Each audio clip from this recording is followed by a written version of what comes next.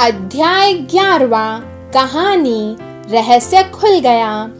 प्रस्तुत अध्याय में रहस्य एवं रोमांच से पूर्ण कहानी है, जिसमें एक किशोर अपनी खोजी बुद्धि से बड़े बड़े सैनिक अफसरों को चमत्कृत कर देता है।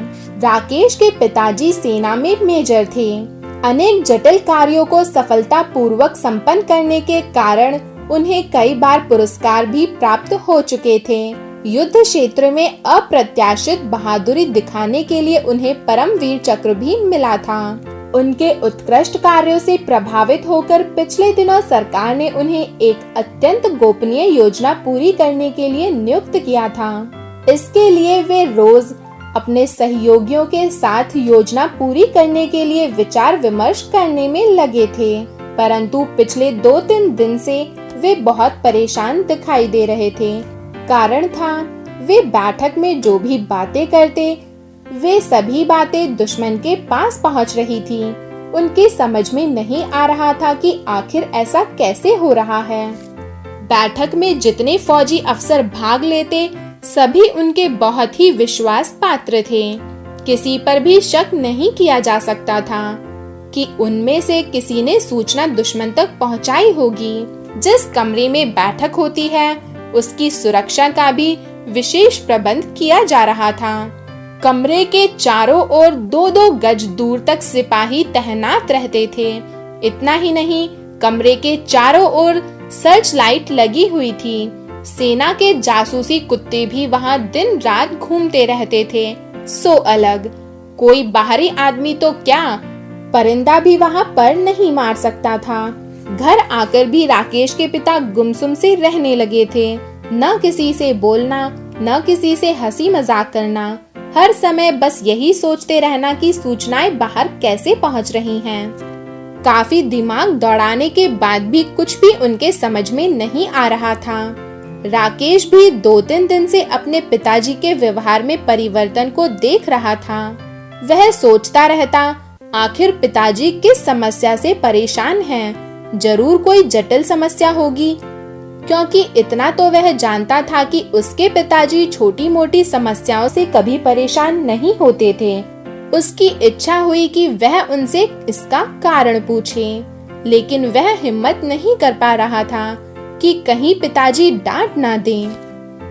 जब धीरे धीरे कई दिन बीत गए, तो एक दिन राकेश ने साहस करके अपने पिताजी से पूछ ही लिया, पिताजी, आप कुछ दिनों से बहुत परेशान दिखाई दे रहे हैं। आखिर ऐसा क्या कारण है?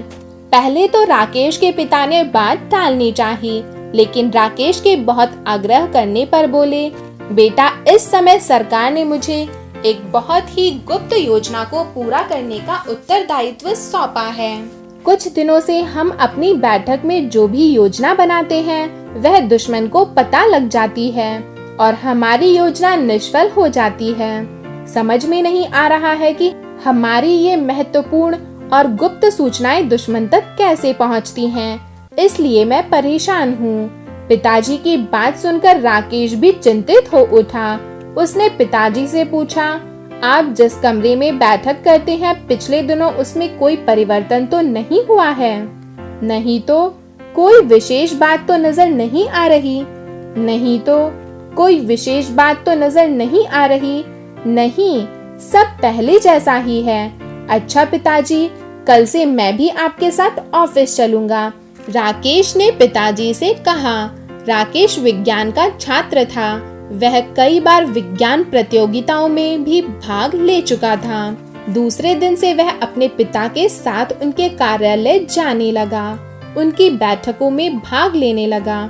शुरू में तो अन्य सैनिक अधिकारियों ने इन महत्वपूर्ण बैठकों में राकेश की उपस्थिति पर आपत्ति की, पर बाद में राकेश की बातों से प्रभावित होकर उसे भी अपने बीच का ही एक सदस्य मानने लगे।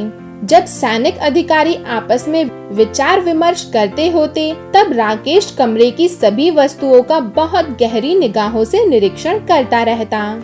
जब बैठक में सैन्य अधिकारियों के बीच विचार विमर्श चल रहा होता, तब वह सभी अधिकारियों के चेहरे के भाव को भी पढ़ता रहता। इसी प्रकार 2 दिन बीत गए, मगर उसके हाथ कोई सुराग नहीं लगा। उसे किसी पर शक भी नहीं हुआ। अचानक तीसरे दिन उसने एक खास बात देखी। जिस समय बैठक होती है उसी समय कमरे में कुछ मक्खियां न जाने कहां से आ जाती हैं और मेज पर रखे गमलों पर बैठ जाती हैं। इस समय जाड़े का समय चल रहा था। कमरे के आसपास किसी प्रकार की गंदगी भी नहीं थी जिससे कि मक्खियां आती। ये सामान्य मक्खियों से कुछ भिन्न प्रकार की हैं और आकार में भी थोड़ी बड़ी हैं। राकेश ने अगले दिन भी इसी बात का अध्ययन किया। उसके दिमाग में एक बात आई।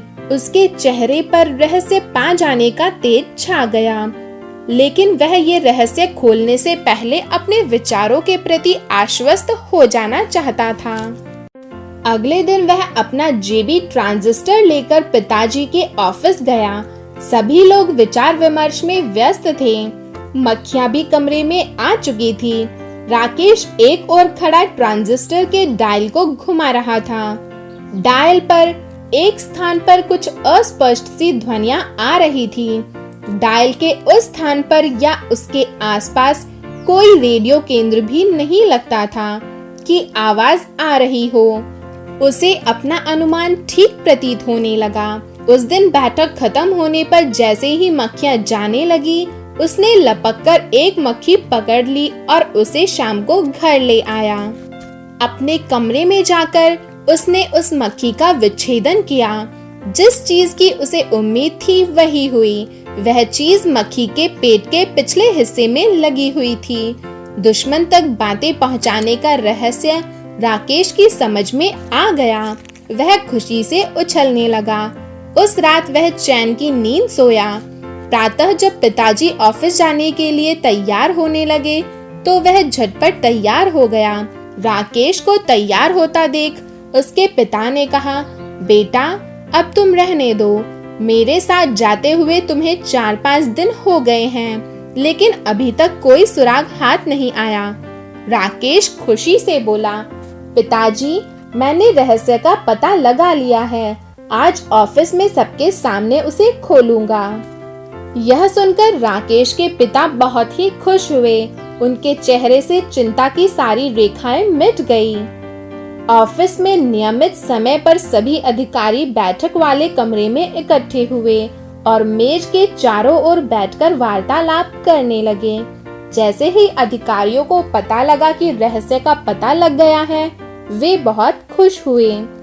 सभी उत्सुक होकर उस रहस्य को जानने के लिए तैयार हो गए, जिसके कारण वे इतने दिनों से परेशान थे। सभी लोगों की उत्सुकता को देखते हुए राकेश के पिता ने उसे इशारा किया कि वह जल्दी से उस रहस्य को खोले, लेकिन राकेश को तो मक्खियों का इंतजार था। जैसे ही मक्खियां कमरे में आई, राकेश अपनी जगह से उठा और उसने झपटकर एक मक्खी पकड़ ली।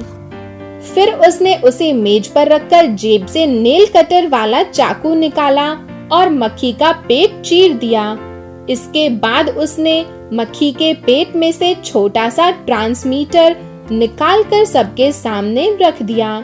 सभी अधिकारी हक्के बक्के रह गए। राकेश ने कहा, निरीक्षण के दौरान जब तीसरे दिन मेरा ध्यान इन विशेष तरह की मक्खियों की तरफ गया तो मैं चौंक पड़ा। उसी समय मैंने सोचा कि हो ना हो यहाँ की सूचना दुश्मन तक पहुँचाने का रहस्य इन मक्खियों में ही छिपा हुआ है। अगले दिन मैंने इनमें से एक मक्खी का विच्छेदन किया तो सारी स्थिति स्पष्ट हो गई। राकेश ने आगे बताया, दुश्मन ने इन मक्खियों के पेट में बहुत शक्तिशाली छोटे छोटे ट्रांसमीटर फिट कर दिए हैं। जब मीटिंग आरंभ होती है तो वे इन मक्खियों को इस तरफ भेज देते हैं। ये मक्खियां दुश्मन के हेडक्वार्टर से नियंत्रित होती हैं, अतः और कहीं न जाकर ये इसी कमरे में आती हैं। यहाँ आकर गमले, फूलदान आदि पर बैठ जाती हैं और इनमें फिट शक्तिशाली ट्रांसमीटर के जरिए आपकी बातें दुश्मन तक पहुँच जाती हैं। राकेश रहस्य खोलकर चुप हो गया। सभी अधिकारी राकेश की खोजी बुद्धि से बेहद प्रभावित थे। वे उसकी प्रशंसा करने लगे। वे उसे पुरस्कार दिलवाने के लिए भी विचार विमर्श करने लगे, लेकिन राकेश को तो खुशी इस बात की थी कि उसने एक रहस्य का पर्दाफाश किया है, जिससे देश की गोपनीय बातें दुश्मन तक पहुंचती थी और देश की सुरक्षा खतरे में पड़ सकती थी। राकेश के पिताजी और अन्य अधिकारी भी खुश थे। उनकी चिंता जो मिट गई थी। अध्यापन संकेत, पाठ पढ़ने से पहले बच्चों से पूछे कि क्या वे जासूसी कहानियां पढ़ते हैं, साथ ही उनसे जासूसी कथा कहानियों के लेखकों के बारे में भी चर्चा करें। शब्दार्थ, उत्कृष्ट, बहुत अच्छा, निष्फल, व्यर्थ, विश्वास पात्र, भरोसेमंद, नेल कटर, नाखून काटने का यंत्र, हेडक्वार्टर, मुख्यालय, निरीक्षण, ध्यान से देखना, उत्तरदायित्व, जिम्मेदारी, ट्रांसमीटर, ध्वनि संकेत भेजने वाला यंत्र, विच्छेदन, अलग करना।